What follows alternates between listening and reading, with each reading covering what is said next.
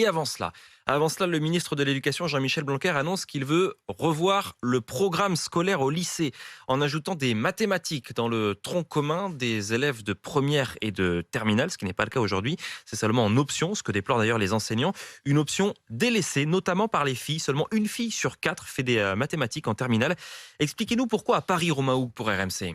Entre les lycéennes de cet établissement et les mathématiques, ce n'est pas une grande histoire d'amour. Si on doit résumer, C'est compliqué, parce que c'est chiant, parce que c'est dur. J'ai vraiment regardé toutes les filières où il n'y avait pas de maths en tout premier, vraiment. Au quotidien, je vais pas essayer le théorème de Pythagore dans la vie de tous les jours. Je vois pas trop à quoi ça sert dans la vie, quoi. depuis la réforme du lycée, elles sont aujourd'hui 1 sur 4 seulement à faire des maths plus de 6 heures par semaine, ce qui pourrait rendre plus difficile l'accès à des écoles de commerce ou d'ingénieurs, selon Martin Andler, chercheur en mathématiques. HEC, ESSEC, etc. Une grande partie de l'accès aux écoles les plus prestigieuses sont aussi celles dans lesquelles les maths ont le plus de poids au concours. Et là, du coup, c'est complètement bloquant. D'autant que les entreprises sont aujourd'hui demandeuses et s'arrachent parfois les cheveux pour trouver des profils féminins. En mathématiques, en informatique, en sciences de l'ingénieur, en physique, dans tous ces domaines-là dans lesquels il y a une part de mathématiques importante, les entreprises sont désespérées de leur incapacité à attirer plus de femmes dans les entreprises. Selon ce professeur, ceux qui se passent aujourd'hui de mathématiques au lycée se privent de nombreux débouchés professionnels, notamment